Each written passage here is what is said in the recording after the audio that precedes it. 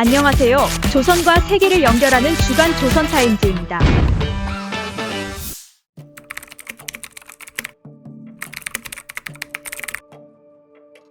중국의 최대 정치 행사인 양회가 지난 11일 폐막했습니다. 매년 3월에 거행되는 양회를 통해 중국 정부의 경제, 국방, 외교 정책의 방침이 정해지기 때문에 전 세계의 이목이 베이징으로 집중됐는데요. 특히 올해는 중국이 코로나19 팬데믹의 여파로 위기를 맞은 경제를 어떻게 일으켜 세울지, 미국과의 경쟁 등 대외 정책 기조가 어떻게 변화할지에 대해서 관심이 쏠렸습니다.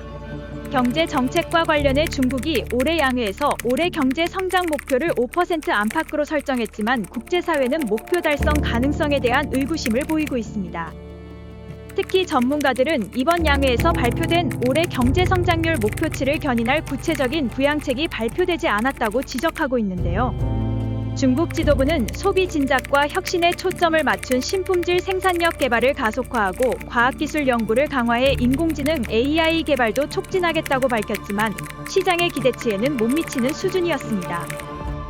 무엇보다 올해 열린 양회는 시진핑 국가공산당 총서기 겸 국가주석의 1인 집권체계를 더욱 확고하게 다진 정치 이벤트로 평가해 볼 수 있는데요. 1993년 양회부터 이어져 온 폐막일 총리 기자회견의 관례가 올해 처음으로 없어졌기 때문입니다.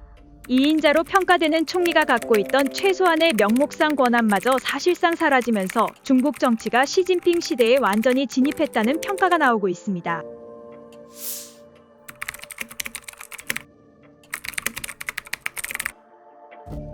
미국 공화당 대선 후보 경선에서 도널드 트럼프 전 대통령의 마지막 남은 경쟁자였던 니키 헤일리 대사가 중도 하차를 선언하면서 트럼프 전 대통령이 공화당의 대선 후보로 확정됐습니다. 민주당은 아직 대선 후보 경선이 진행 중이기는 하지만 재선 도전에 나선 조 바이든 미국 대통령이 사실상 후보로 확정된 만큼 오는 11월 대선은 바이든 대통령과 트럼프 전 대통령의 4년 만의 재대결로 치르게 됐습니다. 두 사람은 본선 대결에서 서로의 약점을 집중 공략할 것으로 보입니다. 바이든 대통령은 고령 리스크, 트럼프 전 대통령은 사법 리스크를 각각 안고 있습니다. 바이든 대통령은 트럼프 전 대통령을 겨냥해 1.6 의사당 폭동 사태 등을 거론하며 민주주의 위협론을 강조하는가 하면 낙태 이슈를 제기하면서 여성 표심을 공략할 것으로 예상됩니다. 반면 트럼프 전 대통령은 바이든 행정부의 국경 및 이민 경제 정책 등을 비판하면서 바이든 행정부 심판론을 극대화할 것으로 점쳐집니다. 아직 구체적인 대한반도 정책 관련 공약이 나오지는 않았지만 바이든 대통령은 일기 행정부에서 추진했던 북한의 도발을 억제하는 전통적 동맹 외교 기조를 이어갈 것으로 예상됩니다. 트럼프 전 대통령은 김정은 국무위원장과 정상회담을 하기는 했지만 오히려 북미 간의 불신만 깊어지는 계기가 됐고 실익에 기반한 외교 정책을 우선으로 하고 있기 때문에 유연한 대북 기조를 취할지 아직까지는 불확실한 상황입니다.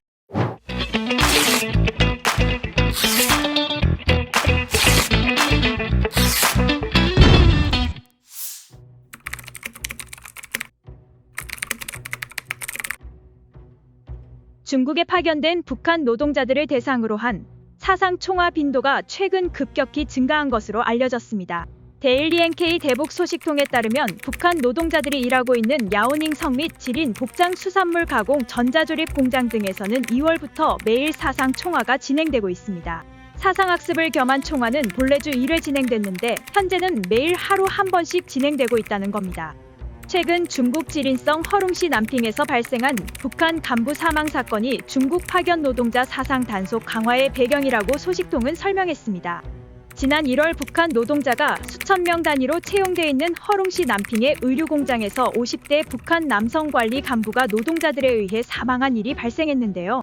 일부 노동자들이 임금 문제로 관리 간부에게 불만을 표출하다 몸싸움이 벌어졌고 이 과정에서 한 간부가 사망에 이르렀다는 겁니다. 사건이 발생한 직후 사망한 관리 간부의 유해는 북측으로 이송됐으며 폭행에 가담한 수명의 노동자들도 빠르게 송환 조치된 것으로 전해졌는데요. 해당 사건에 관한 소문이 확산하거나 확대 재생산되는 것을 막으려 북한이 신속한 수습에 나선 것으로 보입니다.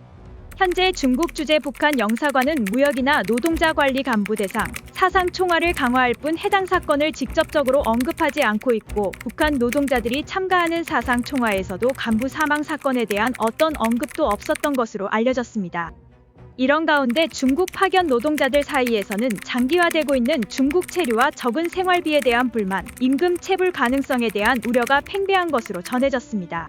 중국 의료공장의 한 관계자는 중국에 나와 있는 북한 노동자들의 한 달 월급이 보통 1,800에서 2,300위안, 미화로 약 250에서 320달러 사이인데 이 중에서 적게는 130달러, 많게는 200달러까지 당자금과 여맹비 또는 직맹비로 낸다며 한 달에 150위안 약 20달러 정도를 용돈으로 받는 게 다고 나머지 100달러 정도는 돌아가면 주겠다는 게 북한이 내세우는 원칙인데 이 돈을 실제로 받을 수 있는지 걱정하는 노동자들이 많다고 했습니다.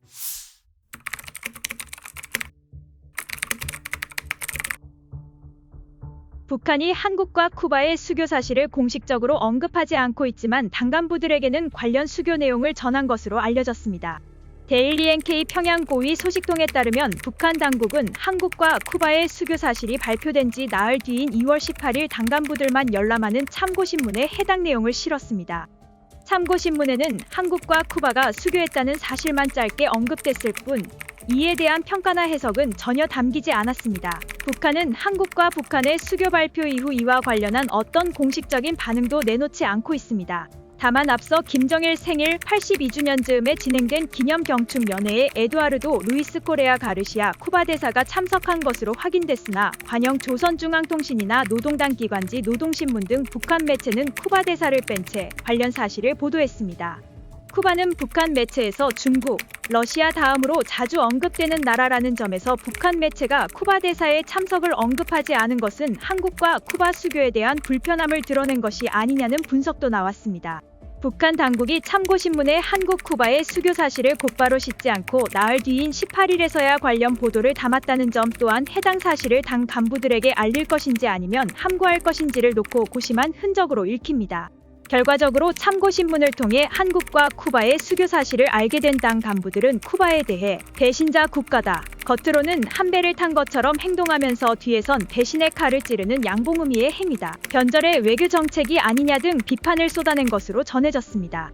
형제국가로 여겼던 쿠바가 한국과 수교를 맺은 것에 당 간부들은 배신감마저 느낄 정도로 충격에 휩싸였다는 얘기입니다. 북한 당국은 참고신문을 배포하면서도 당 간부들에게 한국과 쿠바의 수교 사실에 대해 불필요한 언급으로 소문을 낳거나 유언비어를 퍼뜨리지 말라고 입단속시킨 것으로도 전해졌습니다.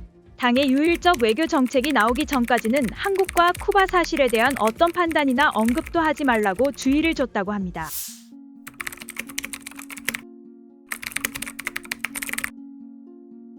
푸틴 러시아 대통령이 김정은 북한 국무위원장에게 고급 승용차를 선물한 것으로 알려진 가운데 이 소식을 접한 주민들은 씁쓸한 반응을 보인 것으로 전해졌습니다.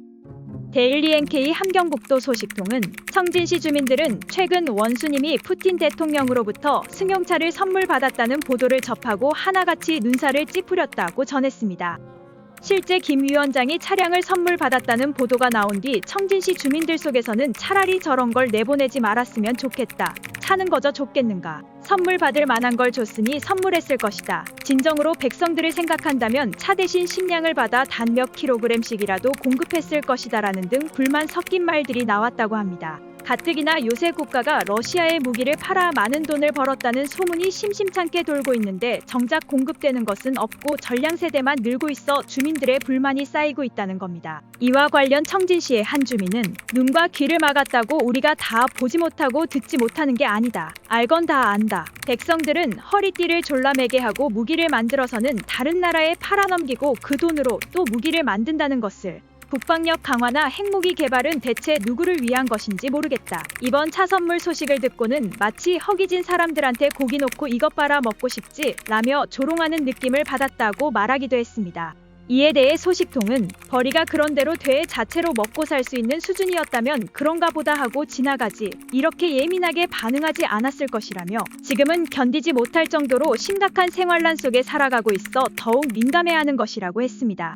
앞서 북한 노동당 기관지 노동신문 등 북한 매체는 푸틴 대통령이 김 위원장에게 러시아산 승용차를 선물했다고 보도했습니다. 북한 매체는 보도 당시 차량의 모델명 등 구체적인 정보나 사진을 공개하지 않았는데요.